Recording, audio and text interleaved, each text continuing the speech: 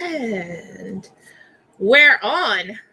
Yay! And I'm realizing how much taller I am than you today, which is a lie because I'm not really tall. How tall are you? So I'm going to say 5'5". Okay. Oh yeah, I'm way taller than you.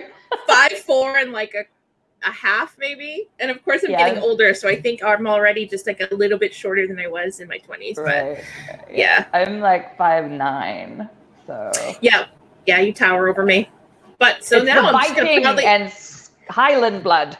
Listen, I am a Viking, and here I am short. I will say I'm naturally blonde. I went dark just a couple years ago, but okay. They skipped that gene, I guess, clearly for me. But hey, guys, pardon us while we have our off conversation. Good. That's happy what's fun about Monday. Yay! Yay for Monday morning. Oh my gosh. Just so you know, I've got my other phone here so that I can track comments. So if I'm looking down, that's why I'm not like checking out of the conversation. I'm just following comments on it. Awesome. Thank you. Yeah. All right. I'm so excited that we're talking about this today. This was where it started our love story. Mm-hmm. And when you started talking about toxic positivity, I was like, it sounds like something I should know about. With my over happy ass that's not really happy all the time on the inside. So yeah, I'm so... Oh, good morning, Jamie. Jamie, hello. Oh, it's not showing me comments. Oh wait, hold on, let's see if I go in there. Yeah. Yeah. Good morning, Jamie. Okay, there we go. Mute it there. Perfect. There we go. Perfect. Okay. Now, sorry, because it was playing in the background and feedback. And I know, right? So, anyway, here we are. Technology, and it's fun. Toxic positivity. I'm super excited to talk about this because this is something that, like I was saying to you backstage before we went live, that I need a break from the coaching industry because of all the toxicity, and there's toxicity there on so many different levels. But toxic positivity is one of the fucking worst, and it's everywhere, and people are like, there are literally people making a living off of toxic positivity. There are literally people who every piece of advice who comes out of their mouth comes out of their mouth because they don't have mice on their shoulder. Monday. Coffee. You know, it's funny you said that because I was in the shower this morning and I was thinking about this. I always think heavily about this because I have to know what I'm going to talk about, right? And then I realized I know somebody whose whole business is built around gratitude. Yep. Like, it's gratitude specialist. And I'm like, no. No, just no.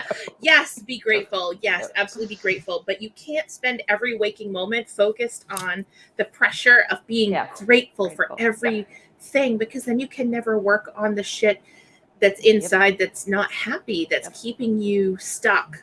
Yep. So could you describe toxic positivity so that the folks in the back that have not heard of this can understand? Totally. And so here's the thing around it is it can be confusing if you haven't heard of it before, if you don't know what it is, and then you hear like you saying like no to gratitude. You can be like, but hang on, I thought gratitude was a good thing. And here's the thing about it is toxic positivity on by itself is not toxic. Right? The same way, like when we talk about toxic masculinity, we're not saying masculinity is toxic. We're saying this way of being masculine is toxic. So with toxic positivity, it's not that if you're positive, you're toxic. No, it's this way of being positive is toxic. And so the best way I know how to describe it is if your focus on the positive is step one in your process, then it's toxic. Okay, let me expand on that. What toxic positivity says is if you feel a negative, bad feeling, and I put those in quotes because they're just fucking feelings, we assign that label of bad or negative to it. But if you feel a negative or bad feeling, sadness, anger, hurt, guilt, shame, pain, whatever is there, if your initial response is, oh, no, I can't feel that, I have to replace it with something positive. Oh, no, I can't be sad, I have to be grateful. Oh, no, I can't be angry. Look at all I have to be grateful for. Oh, no, I can't feel guilt. I need to just focus on the positive. Oh, no, I can't focus on all these bad things that are happening and to focus on the good. That's toxic. because it's not allowing you to process that feeling. Here's the thing, all of our feelings are there for a fucking reason. And it makes me crazy that as a society, we have villainized and demonized half of our emotions and said, that's just not allowed. We're just not allowed to feel that. And so if your knee-jerk reaction is don't focus on the negative, focus on the positive, that's toxic. If, however, the positive part of it, the gratitude, the positivity, the affirmations, the whatever it is that you're using, if that is step 2, that's healthy. Because step 1 is, what's my feeling? I'm angry. Okay, cool. I'm angry. I'm allowed to be angry. Why am I angry? What's the anger? What's the anger trying to tell me? What's going on here that this feeling is here? Not shut it down. And then once we acknowledge the feeling, we know why it's there. Step 2 becomes, okay, cool. Now what do I want to do with that? Now, because the opposite of toxic positivity is also, like, we don't want to be negative all the time, because that's something we're in danger of a lot, and particularly in Western culture, is just the acceptance of the bad. And I see so many people getting so wrapped in that acceptance of the bad that they're just setting up camp in the shit. They're just wading on into the shit and then staying there rather than moving through, right? So just, and there's this, I must accept the negative, or you must accept all this negative about me, but I'm not actually going to do anything about it. That's not healthy either, right? So it's get that acceptance. It's gray area, right? You got to find that gray. Accept where you're at. Are you angry? Are you sad? Are you, whatever it is? Why are you feeling that way? Stop beating yourself up for feeling that way. And when I say stop, it's not like easy and done. Like, there's a process to that. But give yourself, okay, let me reframe that. Give yourself permission to feel that way, right? Because it's there for a reason. And that reason isn't that you're a weak, shitty human being, right? The reason is you're a person. So there's your reason. And then what are you going to do with it? That's where gratitude comes in. So you've acknowledged the feeling, you've acknowledged the shittiness, how bad it feels, how shitty it is, how much you don't want to feel that, but you're acknowledging it and it's there.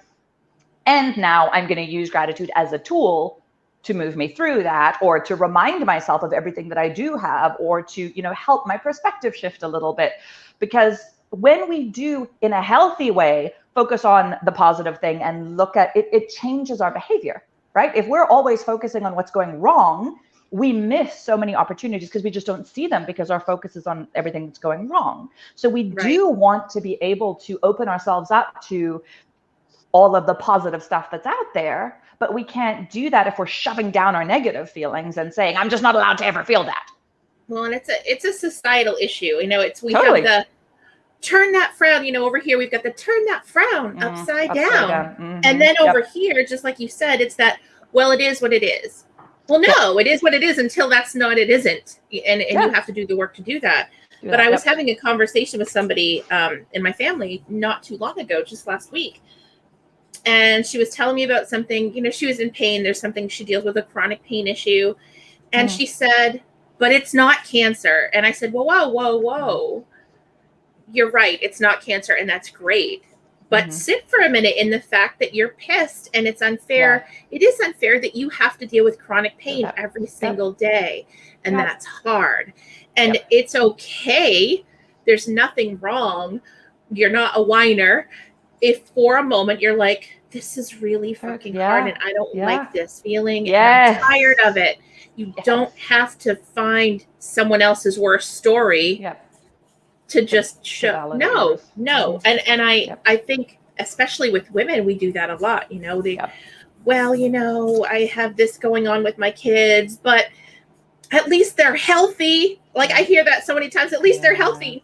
No, my kid's a little shit. And I love her, but she's a healthy little shit. But she's a little shit. And it causes me frustration and it causes me stress. And I get angry and I have to sit with that for a moment and go, okay, why is this pissing me off so much more now than if I were like 32 dealing with my son when he was her age? And it's a totally different process. But I have to, and I will say, for a long time, and it wasn't until my husband stepped in and said, she's just being 3. And then I'm like, you know what? If she's just being 3, I'm just being a human mom. Right. And because I felt like a bad parent. I'm like, why am I thinking these negative things about my beautiful little girl? because she's a shit. Yep. Totally. And eventually those will be great qualities. It's what we want. Yes. We want strong little girls. I just need her to know I'm the sheriff. And I need to feel okay being the sheriff. Sure, right. And I think it's really important that, we live in this world of it's either or all the time. You're either with me or against me. It's this or it's that. There's no like gray area to it. So like our spectrum of feelings and how we deal with it fall into that as well. We're either dealing with it properly or not. We're either feeling good or we're bad. We're either positive or we're negative. And nothing works like that. Nothing works like that. We have a spectrum of emotions for a reason. We have a range. There's all, and so many different things influence that. And when we're focused on denying ourselves whatever those emotions are, we are adding shame to our journey. We are adding shame to that process for ourselves. And the thing is, society already adds that shame. We already get told that we shouldn't feel these things. And if you're not able to do, totally. If you're not able to do all these things and you're a shit mom, if you're not able to do all these things, you're a shit woman and partner, wife, business owner, whatever, right? And so there's already all of that shame hitting us externally. And when we deny whatever that feeling is for ourselves, we add shame to that because we're like, I shouldn't be feeling this. Yes, you fucking should. Yes, you fucking should. Sit with it, feel it, and then what are you going to do with it? It's like we give ourselves survival guilt over everything in life. Totally. I'm still here, so I just need to feel guilty because I'm still here and other people aren't. I see a few people that have said something. Rachel said, you can't set the boundaries that you need to set if you're grateful for everything. And that is so true.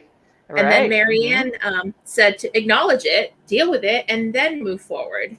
Yep. So yes, but that's just it. And so many people don't deal with it. Now, I want to talk about something else, toxic positivity wise, because whenever I can bring this up, I like to. And I think it's the reason why is it's hard for other people. So when you are younger or anybody, right? You've been married for a while and you lose your spouse dies.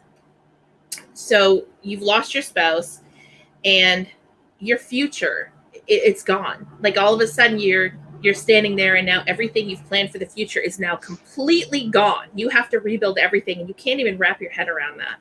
Mm-hmm. Can I just tell you how many people I wanted to punch in the face every time they said, heaven got a new angel?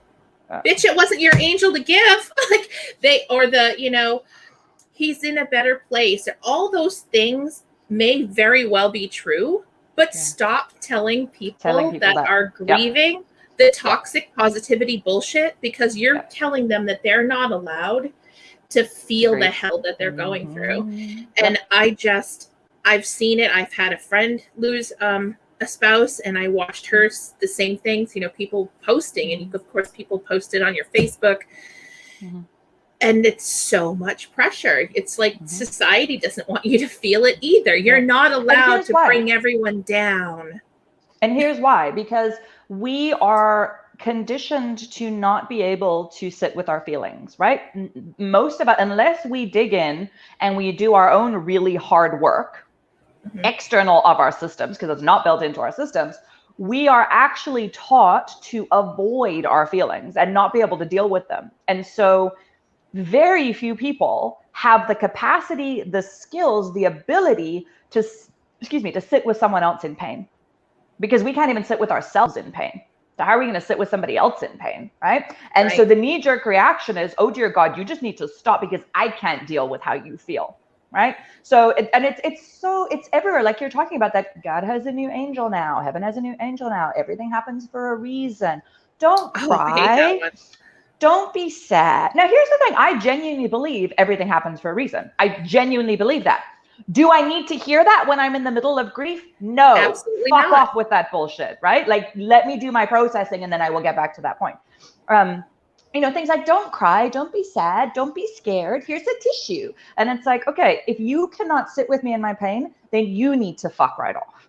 Like, I don't need to have my feelings, whatever they are, trampled down and squashed because you do not have the capacity to sit with me in that. Right. And so it's important to be finding the people who can sit with us in it. But again, where are we on that spectrum? Because if our tendency is to set up camp in the misery, it's also important to have people who will hold space, listen, allow us to feel what we're feeling at the same time that they are helping us not set up camp and get stuck, right? Like they can't do it for us. We have to do that work ourselves, but to be surrounded by people who can do that in a kind of compassionate, empathetic way is really important. As a parent, as a new parent again, in my 40s, I look at things so much differently. Number one, I don't know it all like I did when I was 27. Right?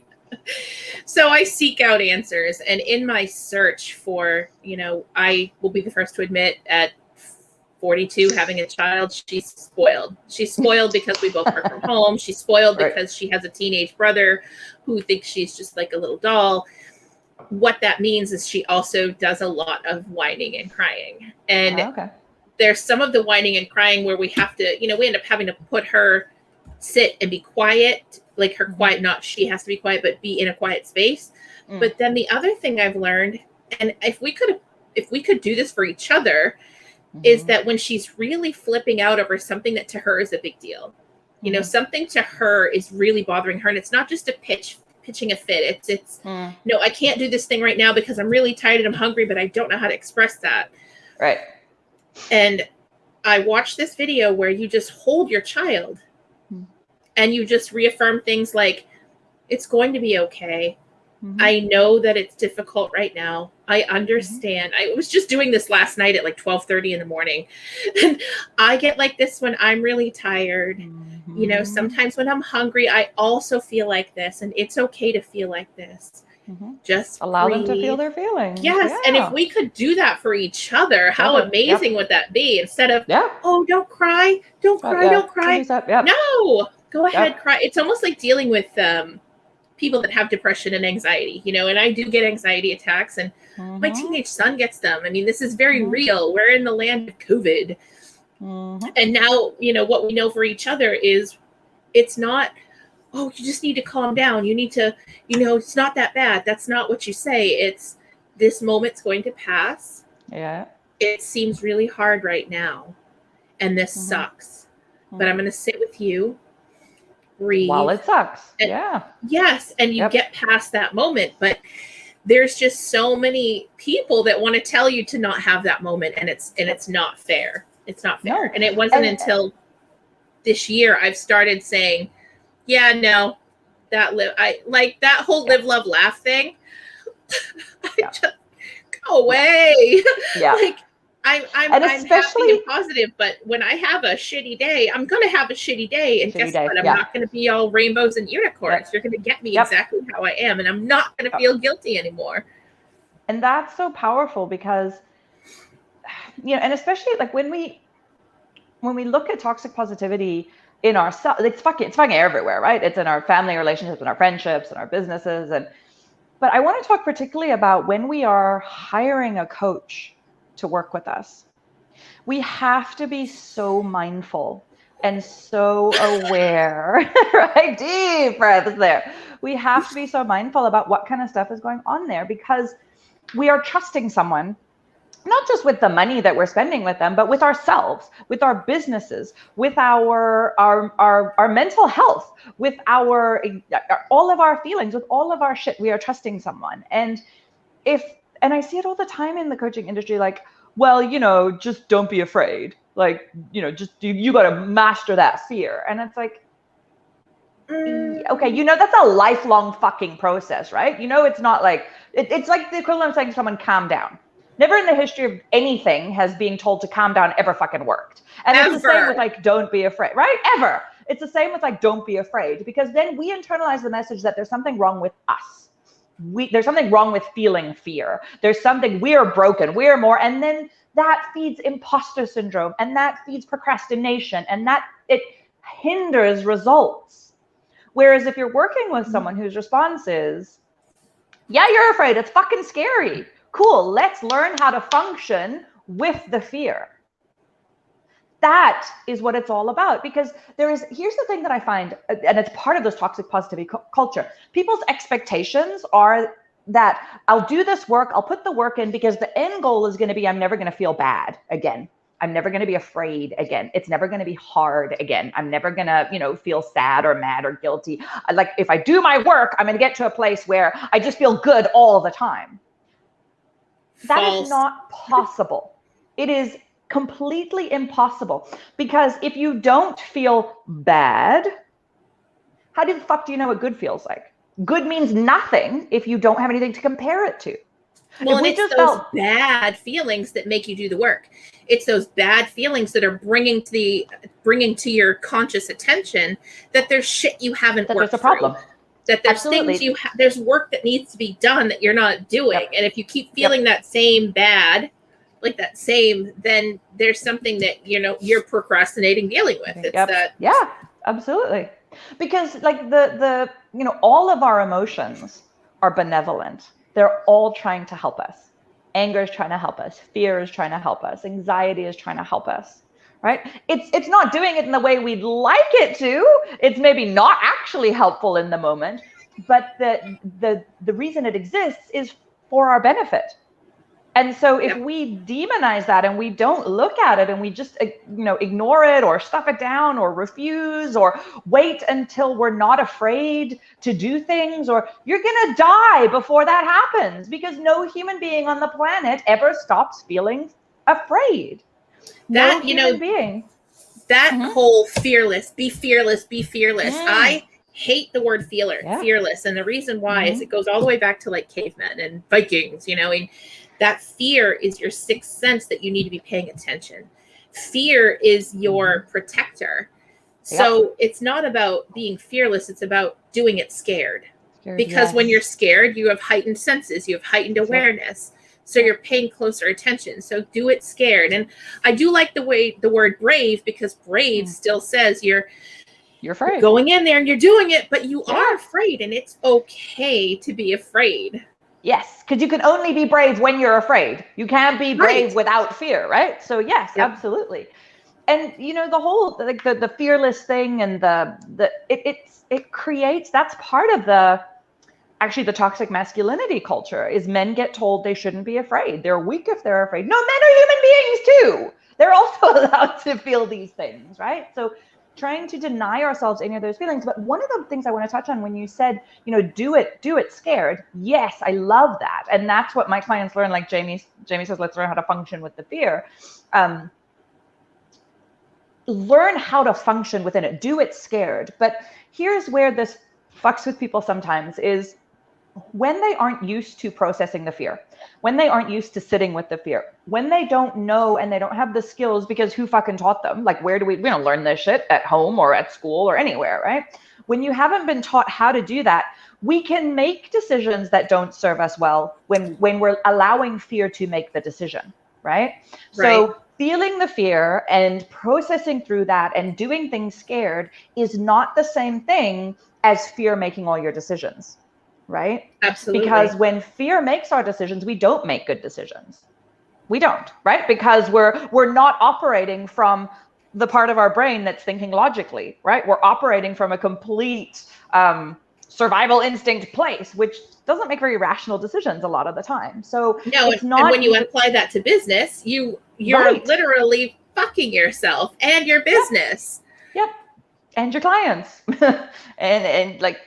So it's a process, and it's not easy, but nothing in life is easy. Well, not nothing. There's some things that are easy, but there's so much in life that's not easy. Life is not supposed to be easy.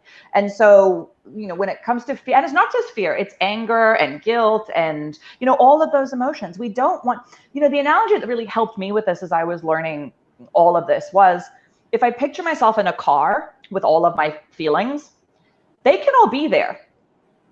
They can't drive the fucking car. Right. So I love that. I love that. That was really helpful for me. So I'm the one driving the car. They can be there screaming in the back seat, and sure, there are distractions sometimes. And, as I've learned better coping skills and I've learned how to do it more, they pipe up quietly from the back seat. But excuse me, have you thought about this? Which is like, oh, okay, thank you for that. Instead of, oh my God, right, from the back seat. But so many people are running around with their emotions in the driver's seat, and they're in the back seat going, oh my God, I don't know what's happening, because your fear is driving or your anger is driving or whatever. So it's about learning to be in the car together with you in the driver's seat making the decisions, but not ignoring or stuffing down or, invalidating your feelings. Yeah. And and understanding that we're this way for a reason. We're this way because it's what we've been told to be. When we're little kids and we're on the playground. Do you remember the jungle gym that was like kind of like a half circle upside down, right? And you could hang on the bars. Yep. So, little boys that get on there and they want to be afraid, parents are like, get over there. You can do it. Get over there. A little girl goes to get on it and it's the opposite. Be careful. You could get hurt. Don't hurt So we're literally telling kids from 4 years old, if you're a girl, be afraid because you might not be able to handle this. And if you're a boy, you better be able to handle this or you're not good. Even things like when, people leave the house, like kids leave the house and we say, what, be careful, be good. Like what messages, are kids internalizing with that? It's so damaging. And, on that note too, like when you look at fear for women is a pretty much constant companion. If we're out in the world, we are aware because there is so much danger that exists for women, right? And so it becomes so normalized for us a lot of the time to be hypervigilant and on alert and, feeling that feeling. And that creates this feeling of like discomfort and like, I don't want to fucking feel that way. I feel that way all fucking day. I don't want to get comfortable with that. I don't want to sit in that. But here's the thing of it. It takes getting comfortable with that. Getting comfortable being uncomfortable is the only way through it, right? Like, yes, our world needs to change. And I am not a fan of this, like women need to protect themselves from the world. No, the world needs to become a safer place for women. True. But as we are working towards that, we need to be able to be comfortable in our discomfort so that we are operating in ways that serve us best, not operating from a knee-jerk reaction. And Jamie cracks me up where she's like, what do you mean? I make my best decisions out of fear. It comes down to, and again, I don't know how many times we've said that over the past 4 weeks, but, done is better than perfect. And toxic positivity comes in there too, because, you still want it to be good. But the done is better than perfect thing comes from fear as well. If you're afraid and you let that be where you live, you'll never be done. So then it doesn't even matter if it's perfect or not. You're just never going to be done. You're done. Yeah. And that's where wrapping it back around, choosing your coach is really important, because if your coach is shoving toxic positivity down your throat and you get stuck in that negative side, that it is what it is, you'll never be done. And if you're never done, you can never turn it into something that's going to make you money. Yep. So and it's all of that, because that fear, allowing fear to make our decisions, feeds imposter syndrome, feeds procrastination, feeds perfectionism, feeds not being able to set boundaries, it feeds everything. It's all interlinked and intertwined. And that's what I love most about like dismantling the idea of toxic positivity is really once you start, I think I've said this before, is the biggest skill that anybody can ever learn is to be okay with all of their feelings. Just to be with their feelings, even when it's the shit, is to be okay with that. Because when you can be okay with however you feel, when you can be in that shit, and even though it's hard, and even though in that moment everything is fucking terrible, you've got you. Nothing can stop you. Mm-hmm. That is the most empowering fucking thing you can do. And I know we're almost at our 30 minutes. And so I want to kind of lead into, in last week's call, I was going to do a boundaries workshop for this, but I think this conversation, what I actually want to do, I'm going to put the link in here in the after we're done, directly to a call for me, because I actually have a program coming out next month that's called Empowered as Fuck, that focuses on this, that focuses on toxic positivity is one part of it, but it focuses on what's showing up and keeping you stuck. How do you feel those feelings and move through it? How do you empower yourself to have yourself so that no matter what is going on around you, you've got you? Because that, like I said, that's the most powerful and empowering thing that we can ever fucking do. So I'm going to drop a link here for people to hop on the phone with me to have a chat about what that program looks like. Because for the month of from mid-July to mid-August, there's a major early bird discount on the cost of the program too for people. So if money is kind of tight for them. And to anybody watching here who's a past client who has worked with me before and is no longer working, there's an extra discount for you guys too. So if you want to come back and plug into, the mindset stuff and the empowerment stuff, I have a special past client discount available as well. Ooh. I love discounts. All right. This was great. This was awesome. Yeah. I love this. Next week, we're going to be back again because we've we're just decided this is part of life. And we're going to be talking about authenticity. Yes. So yes. Oh my God. Another fucking buzzword.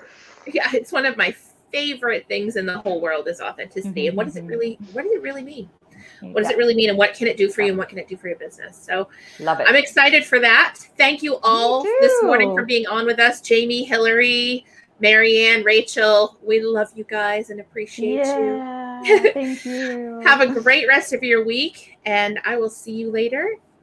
All right. See your face, Erin. I'll see you again in 5 minutes. Yeah, we'll chat in 5 minutes. Okay. Bye, guys.